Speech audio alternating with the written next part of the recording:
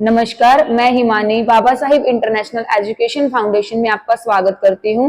आज हम ACCE के क्लास 3 पार्ट 3 शुरू करने जा रहे हैं। पार्ट 2 में हमने पढ़ा था भारत में प्रारंभिक बाल्यावस्था। ECC क्या है, इसके उद्देश्य, भारत में प्रारंभिक बाल्यावस्था, ये पहले और दूसरे चैप्टर में हम पढ़ चुके हैं। और आज हमारा पार्ट 3 है जिसमें है बच्चों की आवश्यकताएं और अधिकार, कि बच्चों की क्या आवश्यकताएं हैं और उनको क्या अधिकार मिलने चाहिए। भारत में बच्चों के जो अधिकार हैं और उनकी जो आवश्यकताएं हैं उनको सुनिश्चित करना एक बहुत बड़ा मुद्दा और महत्वपूर्ण मुद्दा बन गया है। सरकार ने बच्चों के उत्तरजीविता मतलब उनके जीवित जिंदगी के लिए क्या क्या जरूरी है, उनकी सुरक्षा के लिए क्या जरूरी है, उनके विकास और उनकी सहभागिता के लिए, उनके अधिकारों की सुरक्षा के लिए बहुत सारे कुछ कदम उठाए हैं। अभी भी कई ऐसी चुनौतियां बनी हुई हैं जिनसे अभी भी बच्चे असुरक्षित हैं, उनकी जो उपेक्षा की भावना है अभी भी बहुत कम है। इसका एक कारण है कि अभी तक बच्चों के अंदर जागरूकता की बहुत कमी है, अभी तक बच्चे जागरूक ही नहीं है। ये सभी कुछ कारण हैं जिससे बच्चे की आवश्यकताएं अभी तक भी पूरी नहीं हो पा रही है। बच्चे और वयस्क दोनों ही अक्सर यह नहीं समझ पाते कि उनके बच्चों के अधिकार क्या है, उनकी जरूरतें क्या हैं। इसके लिए सरकार ने बहुत से कदम उठाए हैं। वो कुछ कदम इस प्रकार है, कदम उठाने से बहुत सारी चीजों में सुधार आया है। बहुत सारी चीजें अभी वैसे की वैसे हैं, लेकिन बहुत सारी जो चीजों में सुधार आया है, जैसे शिशु मृत्यु दर है ये कम हुई है। स्वास्थ्य सुधार जैसे टीकाकरण हो गया, समय समय पर टीकाकरण हो गया, स्वास्थ्य सेवाओं में सुधार हो गया। इन सब की वजह से शिशु मृत्यु दर में कमी आई है और शिशु मृत्यु दर कम होने में बहुत मदद हुई है। साक्षरता दर में सुधार, शिक्षा के अधिकार, RTE अधिनियम और सर्व शिक्षा अभियान जैसी योजनाओं ने बच्चों की शिक्षा को बढ़ावा दिया है। शिक्षा का अधिकार जिसके अनुसार बच्चों को शिक्षा का अधिकार दिया जाएगा साक्षरता दर में सुधार के अनुसार। विद्यालय छोड़ने वाले बच्चों की संख्या में कमी, पहले क्या होता था कि छोटे छोटे बच्चे होते थे वो पढ़ाई लिखाई छोड़कर काम की तरफ ध्यान देते थे। अब क्या कर दिया सरकार ने, कुछ ऐसे कानून लागू कर दिए जिसके अनुसार 14 वर्ष से पहले बच्चा कुछ भी ऐसे औद्योगिक तरफ हो गई, कोई भी फैक्ट्रीज वगैरह ऐसी में काम नहीं कर सकता। वो काम नहीं कर सकता तो बच्चा स्कूल की तरफ जाता है। सरकार ने उन्हें फ्री शिक्षा नीति, मिड डे मील, उनके पोषण, उनकी सारी चीजों को में सुधार करते हुए बच्चों के लिए एक ऐसे स्कूल बनाने का सुनिश्चित किया जहां पर बच्चों को अच्छे से शिक्षा और अच्छे से पौष्टिक आहार भी दिया जाएगा। कुछ चुनौतियां हैं जैसे बच्चे की मानसिक, सामाजिक, स्वास्थ्य और शैक्षणिक आवश्यकताओं की पूर्ति अभी भी पूरी नहीं हो पाई है।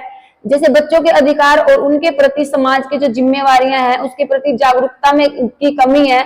बच्चे अभी जागरूक नहीं है अपने अधिकारों के प्रति, उनकी क्या समाज के प्रति जिम्मेदारी है, ये सब अधिकारों से भी वो वंचित है। ये सभी अधिकारों की जागरूकता से अभी वो वंचित है। बालिकाओं जैसे लड़कियां हो गई और विकलांग बच्चे हो गए, इनके अधिकारों पर विशेष ध्यान देने की आवश्यकता है, क्योंकि अभी भी ग्रामीण जो क्षेत्र है वहां पर लड़कियों की जो पढ़ाई को पे ज्यादा ध्यान नहीं दिया जाता। आज भी वहां पे लड़कों को ज्यादा महत्व दिया जाता है। ये अभी इस सब चीजों में भी जागरूकता की, बहुत सारे पिछड़े इलाकों में जागरूकता की बहुत ज्यादा कमी है। संयुक्त राष्ट्र बाल अधिकार समझौता UNCRC को कहेंगे हम United nation convention on the rights of the child, Hindi में इसका रहेगा संयुक्त राष्ट्र बाल अधिकार समझौता द्वारा बच्चों के कुछ अधिकारों को शामिल किया गया है। जैसे जीवन का अधिकार हो गया, विकास का अधिकार हो गया, सुरक्षा और सहभागिता का अधिकार हो गया। इन सब अधिकारों पर सरकार को बालिकाओं मतलब लड़कियों और विकलांग बच्चों के प्रति कुछ विशेष ध्यान देना चाहिए ताकि वे सुरक्षित, स्वतंत्र और स्वस्थ महसूस कर सके। बच्चों की आवश्यकताएं उनके समग्र आगे आने वाले विकास और पूरे विकास के लिए बहुत महत्वपूर्ण है। इन आवश्यकताओं को पूरा करने के लिए बच्चे न केवल स्वस्थ जीवन जी सके बल्कि उनकी जो समाज के प्रति जिम्मेदारी है और आत्मनिर्भरता है उससे एक अच्छे नागरिक बन सके, अपनी जिम्मेदारियों को समाज के प्रति निभा सके, एक अच्छे इंसान की तरह आत्मनिर्भर नागरिक बन सके। कुछ मनोवैज्ञानिक आवश्यकताएं हैं जैसे सुरक्षा, सलामती और संरक्षण। बच्चों को ऐसा माहौल दिया जाना चाहिए जहां उनका शारीरिक, मानसिक और भावनात्मक रूप से सुरक्षित महसूस करे। उन्हें किसी भी प्रकार का कोई भी डर नहीं होना चाहिए। जब बच्चे सुरक्षा महसूस करेंगे, सुरक्षा का अनुभव महसूस करेंगे, अपने आसपास का माहौल देखेंगे, तो वे लोगों पर, उस माहौल पर भरोसा करना भी सीखते हैं। सुरक्षा की कमी में बच्चे असुरक्षित हो जाते हैं, चिंतित महसूस करते हैं, जिससे उनका विकास और उनके सीखने की क्षमता पर नेगेटिव प्रभाव पड़ता है, नकारात्मक प्रभाव पड़ता है। बच्चे अच्छी तरीके से सीख नहीं सकते। ऐसे बच्चे जिनके जीवन में सुरक्षा और सलामती की कमी होती है, वे सामाजिक रूप से असंतुलित वयस्क बन जाते हैं। जहां पर बच्चे सुरक्षित महसूस नहीं करेंगे, वह समाज के प्रति भी संतुलित नहीं बन सकते। प्रेम और स्नेह बहुत जरूरी है। बच्चे के आसपास का जो वातावरण है प्रेम पूर्वक होना चाहिए। जिस परिवार में पल बढ़ रहा है उस परिवार में प्रेम और स्नेह होना अति आवश्यक है, क्योंकि सबसे पहले जो बच्चा है अपने परिवार से सीखता है, अपने परिवार के माहौल से सीखता है, उसी से उसे आत्मविश्वास और आत्मनिर्भर होने की भावना वहीं से ही उसमें पैदा होती है। एक प्यार भरे और सहायक माहौल में बच्चा आत्मविश्वासी, अपने अंदर एक विश्वास लेकर और संतुलित व्यक्तित्व के रूप में विकसित होता है। जिन बच्चों को स्नेह नहीं मिल पाता, वे अकेला महसूस करते हैं, फिर वो अपने परिवार और समाज दोनों से दूर हो जाते हैं। समझना और स्वीकार करना। माता पिता और देखभाल करने वालों द्वारा बच्चे को समझना सबसे ज्यादा जरूरी है। उनकी भावनाओं को समझना कि बच्चा किस तरीके से मान रहा है, वह गुस्से से मान रहा है या प्यार से मान रहा है। उनकी भावना को समझना, बच्चे को क्या चाहिए, किस चीज की आवश्यकता है। सबसे पहले बच्चे की जो आवश्यकता है उसके माँ बाप और उसके देखभाल करने वाले ही समझ सकते हैं। यह बच्चे के आत्मविश्वास को बढ़ाता है और उन्हें यह एहसास दिलाता है कि वे मूल्यवान हैं। उनका अपने परिवार की नजर में एक बहुत बड़ा महत्व है। बच्चे को खुद के बारे में समझ अपने अनुभवों से, परिवार और समुदाय के लोगों से ही विकसित होती है। बच्चा खुद के बारे में सबसे पहले अपने परिवार से ही जान सकता है। जो बच्चों की मनोवैज्ञानिक आवश्यकताओं को पूरा करने के लिए माता पिता और देखभालकर्ता को एक ऐसा वातावरण बनाना चाहिए जहां बच्चा खुश, सुरक्षित और सकारात्मक महसूस करे, सकारात्मक फील करे। इससे क्या होगा, इससे बच्चों को नाम से बुलाना, मुस्कान के साथ उनका स्वागत करना, उनको उनकी बात, जो भी काम कर रहे हैं उसकी प्रशंसा करना, उन्हें प्रोत्साहित करना कि उसने वो काम, जो भी काम किया है, चाहे एक बार के लिए उसने स्टार्टिंग में वो काम थोड़ा सा सही नहीं किया, बट बच्चे को प्रोत्साहित करना कि वो उस काम को बिल्कुल सही तरीके से, अच्छे तरीके से कर सकता है अगर वो दोबारा कोशिश करे। इस प्रकार का माहौल दिखाना बच्चे को, इससे बच्चे में आत्मसम्मान और आत्मविश्वास का विकास होता है और वो जो बच्चे के भविष्य के लिए बहुत ही जरूरी और बहुत ही महत्वपूर्ण होता है। बच्चों के स्वास्थ्य, मानसिक विकास के लिए यह सुनिश्चित करना कि उसके जो चारों तरफ का वातावरण है वह सकारात्मक है, चाहे वह स्कूल है, चाहे वह घर है, चाहे वह समाज है, वहां पर जो भी वातावरण उसे मिल रहा है वो सकारात्मक है। पॉजिटिविटी बहुत जरूरी है आसपास के वातावरण के लिए। पूरक पोषण सहित स्वास्थ्य और पोषण की आवश्यकता। बच्चे के स्वास्थ्य के लिए अच्छा पोषक आहार होना बहुत जरूरी है। वजन और ऊंचाई की नियमित निगरानी। बच्चे का जो आयु के अनुसार वजन और उसकी ऊंचाई उनकी सामान्य स्वास्थ्य स्थिति की ओर संकेत देता है। हर 3 या 4 महीने के अंदर एक बार बच्चे का वृद्धि चार्ट में का रिकॉर्ड रखना चाहिए। वजन में कमी है, वजन ठहर गया है या वजन नहीं बढ़ रहा है, तो इस चीज के लिए डॉक्टर से सलाह लेना टाइम टू टाइम बहुत जरूरी है। कुपोषण से बचाव। यदि बच्चे को संतुलित आहार नहीं मिल रहा है या बच्चे को जो खा रहा है वो नहीं लग रहा है, उसका मतलब यह होता है कि वह कुपोषण का शिकार है। कि बच्चे को अगर जब जितना पोषण आहार दिया जा रहा है उसके अनुसार बच्चा अपने वृद्धि नहीं कर पा रहा, उसकी शारीरिक वृद्धि नहीं हो रही है, तो बच्चा इसका मतलब कुपोषण का शिकार है। उसे डॉक्टर के परामर्श में रहना चाहिए। स्वास्थ्य प्रशिक्षण और टीकाकरण। वर्ष में कम से कम एक बार फुल बॉडी जांच होनी चाहिए। बच्चे का शारीरिक जो प्रशिक्षण है वो होना चाहिए, यदि यह सुनिश्चित करे कि बच्चे का समय पर टीकाकरण हुआ है या नहीं हुआ। संतुलित और पौष्टिक भोजन। स्वास्थ्यप्रद और पौष्टिक आहार बच्चों के विकास और संज्ञानात्मक क्षमताओं के लिए बहुत जरूरी है। उनके जो आगे के विकास के लिए, बहुत फ्यूचर के विकास के लिए बहुत जरूरी है उनका संतुलित आहार और पौष्टिक आहार। खेल और प्रारंभिक उद्दीपन और अधिगम आवश्यकताएं। बच्चे के चारों तरफ से जो विकास है के लिए खेल सबसे ज्यादा महत्वपूर्ण है, जिससे बच्चे का शारीरिक चुस्ती फुर्ती बनी रहती है। प्रारंभिक उद्दीपन और अधिगम के अवसर सबसे ज्यादा महत्वपूर्ण है। इन आवश्यकताओं को पूरा करने के लिए बच्चे न केवल शारीरिक रूप से बल्कि मानसिक और सामाजिक रूप से भी विकसित होते हैं। उनका मस्तिष्क का विकास भी होता है और समाज में जो गतिविधियां चल रही हैं अगर वो उसके अनुरूप चलता है तो उसका सामाजिक विकास भी उतनी ही तेजी से होता है।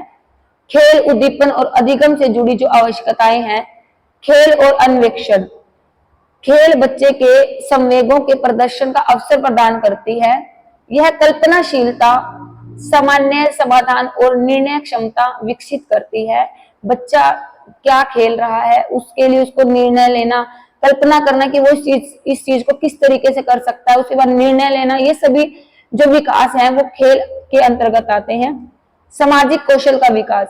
खेल के माध्यम से बच्चे आपसी सहयोग, देखभाल और वस्तुओं को साझा करते हैं। अगर कोई भी खेल खेल रहे हैं वो एक से ज्यादा बच्चे के साथ ही खेला जाता है, ठीक है, वो उसमें आपस में एक दूसरे को वस्तुओं को साझा करना सीख जाता है, एक दूसरे की देखभाल, हर चीज वो आपसी सहयोग से सीख जाता है, जो उनके सामाजिक और भावनात्मक विकास के लिए बहुत जरूरी है।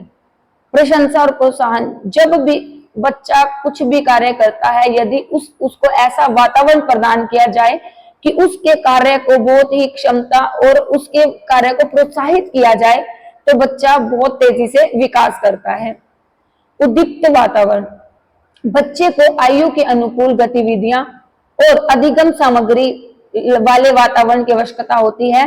जब छोटा होता है, 3 से 6 साल तक के बच्चे को, अब जैसे ईसीसी ने निर्धारित किया कि उस बच्चों को खेल के माध्यम से सिखाया जाएगा, मतलब अगर उसकी आयु के अनुरूप की गतिविधियों से उसको सिखाया जाएगा उतनी तेजी से ही बच्चे का विकास होता है। यह उनके सृजनात्मक और कल्पनाशीलता को बढ़ावा देता है।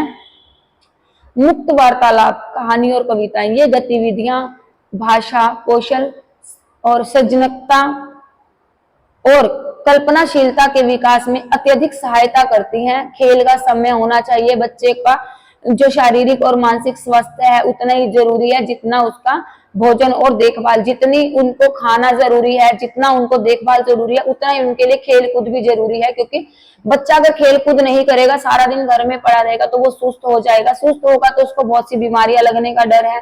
तो इसीलिए इन सब चीजों के साथ खेल कूद की भी बहुत ज्यादा जरूरी है शारीरिक और मानसिक स्वास्थ्य के विकास के लिए।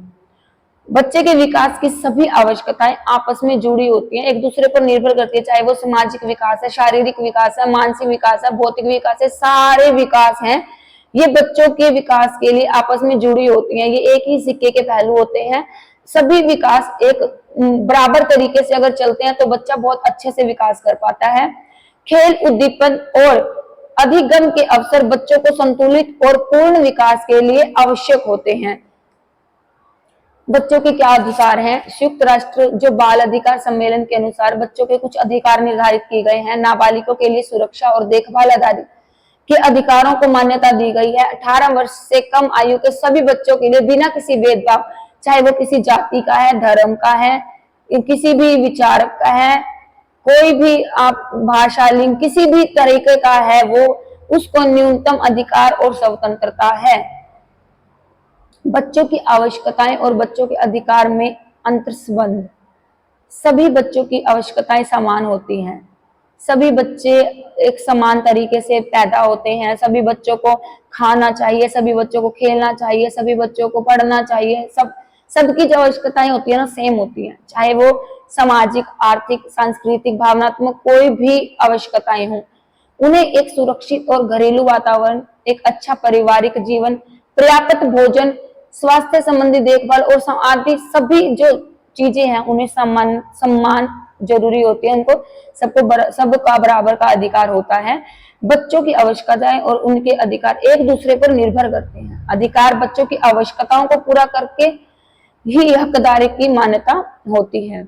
इससे समाज के सभी स्तर पर वयस्कों का यह कर्तव्य बनता है कि वे सुनिश्चित करें कि प्रत्येक बच्चे के लिए उनके अधिकार लागू किए गए हैं कि नहीं। जिस बच्चे के जो अधिकार है उन्हें अच्छे सही रूप से मिल पा रहे हैं कि नहीं। यूएनसीआरसी संयुक्त राष्ट्र बाल अधिकार समझौते ने कुछ अधिकार निर्धारित किए हैं बच्चों के, जैसे 20 नवंबर 1989 को संयुक्त राष्ट्र की एक महासभा थी जिसमें बच्चों के अधिकारों को अंगीकृत किया गया। उनके अधिकारों महाअधिकार संधियों में से सबसे अधिक अंगीकृत हैं। भारत ने जो दिसंबर 1992 में इस समझौते को स्वीकार किया, ये जो बच्चों के अधिकारों का समझौता था, इस समझौते को स्वीकार किया।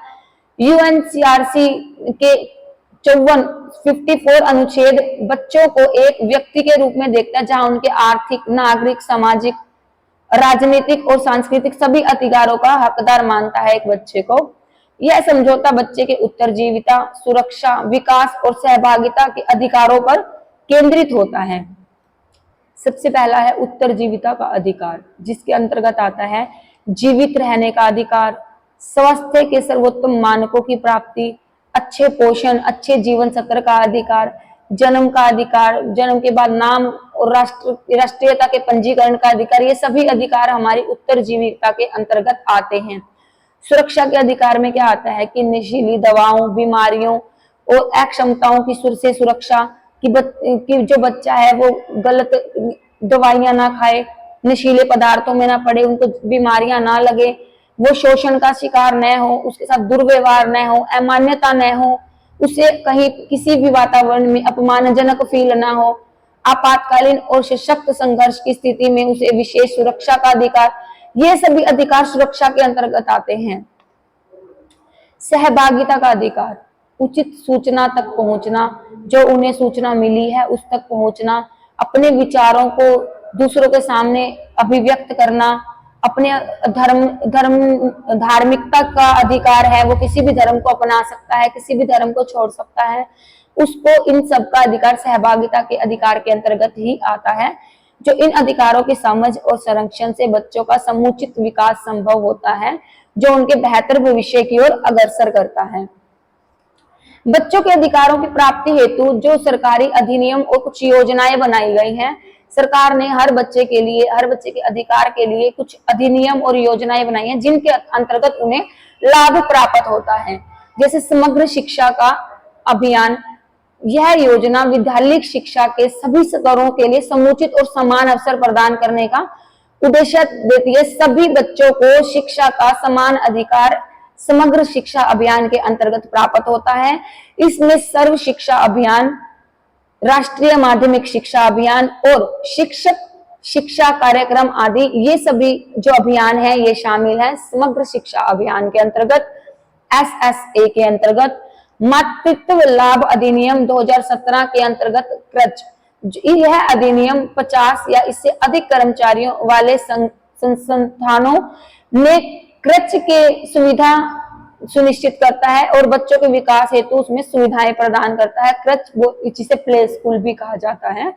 मातृत्व लाभ संशोधन अधिनियम 2017 के अंतर्गत, इसके तहत जो महिला कर्मचारियों के लिए वेतन, उनकी अवकाश की अवधि 26 सप्ताह तक बढ़ाई गई है। यह अधिनियम गोद लेने वाली माताओं के लिए भी बहुत लाभकारी है। बाल श्रम निषेध या नियमन संशोधन अधिनियम 2016, इसके अंतर्गत बाल श्रम के अंतर्गत क्या था कि 14 वर्ष से कम आयु के बच्चों को रोजगार के अवसर प्रदान नहीं किए जाएंगे। किशोरियों को कार्य की अनुमति दी जाएगी। जो 14 साल से कम उम्र के बच्चों के रोजगार को खतरनाक वयस्कों में प्रतिबंधित किया गया है, जैसे पहले बच्चे फैक्ट्री में काम कर लेते थे, ठीक है, वो सब चीजों में बच्चों की जान माल को भी खतरा होता था, तो इसलिए 14 साल से कम उम्र के बच्चों पर जो बाल श्रम है ये रोक दिया गया है, बाल मजदूरी पर रोक लगाई गई है। दिव्यांग जनक अधिकार अधिनियम 2016, इस अधिनियम के अंतर्गत जो दिव्यांग बच्चे हैं उनके अधिकारों की रक्षा होती है। उन्हें शिक्षा, रोजगार, सामाजिक सुरक्षा और स्वास्थ्य संबंधी सेवाएं उन तक पहुंचाना प्रदान किया गया है। बच्चों के लिए जो राष्ट्रीय कार्य योजना है 2016, इस योजना का उद्देश्य है बच्चों के अधिकारों की सुरक्षा करना और उनके समुचित विकास को सुनिश्चित करना है। इसमें बच्चों के स्वास्थ्य,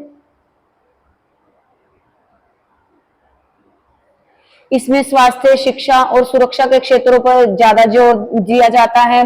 बेटी बचाओ बेटी पढ़ाओ योजना 2015। इस योजना का उद्देश्य था कि जो बच्चों को जो बेटियों को पहले पढ़ाया नहीं जाता था, पैदा होने से पहले ही उनको मार दिया जाता था, जिसे बोलते थे भ्रूण हत्या, इस पर रोक लगाई गई। बेटी बचाओ बेटी पढ़ाओ के अधिनियम के तहत लड़का लड़की के भेदभाव को समाप्त करना सुनिश्चित किया गया और उनकी शिक्षा को सुनिश्चित करना है। किशोरी न्याय अधिनियम 2015, यह अधिनियम बच्चों के लिए उचित देखभाल, संरक्षण और सामाजिक एकीकरण का प्रावधान करता है। लैंगिक उत्पीड़न से बच्चे का संरक्षण अधिनियम 2012, यह अधिनियम बच्चों को यौन उत्पीड़न से सुरक्षित करने के लिए एक मजबूत कानूनी ढांचा है। निजी प्ले स्कूल हेतु विनियामक दिशा निर्देशक हैं, जो निजी प्ले स्कूल में जो बाल अधिकारों को सुरक्षित किया गया है, उचित प्रावधान सुनिश्चित किए गए हैं। हर जगह जगह पर प्ले स्कूल बनाए जा रहे हैं, कुछ जगह पर प्ले स्कूल बन चुके हैं। ये सभी बच्चों के अधिकारों को सुनिश्चित करने के लिए उठाए गए सरकार के द्वारा कदम है। अनिवार्य और निःशुल्क शिक्षा अधिनियम 2009, इस अधिनियम का उद्देश्य 6 से 14 वर्ष के सभी बच्चों को फ्री में निःशुल्क और अनिवार्य शिक्षा प्रदान करना है। एकीकृत बाल संरक्षण योजना 2009, यह योजना असुरक्षित बच्चों के लिए सुरक्षा प्रदान करती है और मौजूदा बाल संरक्षण योजनाओं को सम्मिलित करती है।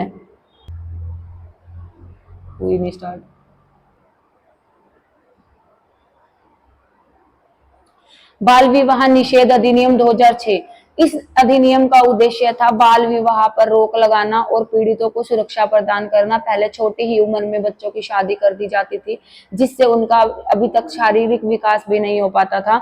इसलिए बाल विकास निषेध अधिनियम 2006 के तहत बाल अधिकार पर रोक लगाना और उनको सुरक्षा प्रदान करना था।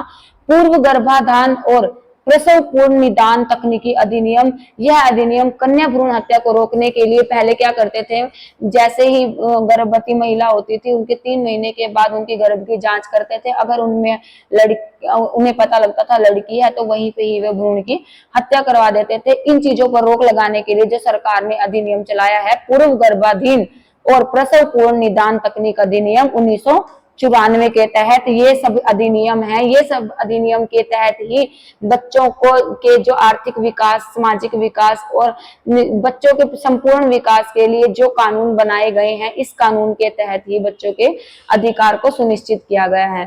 तो आज हमने इसमें बच्चों के अधिकारों के बारे में पढ़ा कि बच्चों के किस अधिनियम के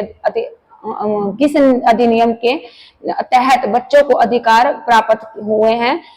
अब ये जो हमने पहले ईसीसी क्या है, उसके उद्देश्य क्या है, उसके लक्ष्य क्या है, महत्व क्या है, प्रारंभिक भारत में जो प्रारंभिक बाल्यावस्था है वो क्या है, और आज हमने पढ़ा बच्चों के अधिकार। ठीक है, अब हम यह चैप्टर यहीं पे खत्म करते हैं और नेक्स्ट चैप्टर के लिए मिलते हैं नेक्स्ट वीडियो के साथ। धन्यवाद।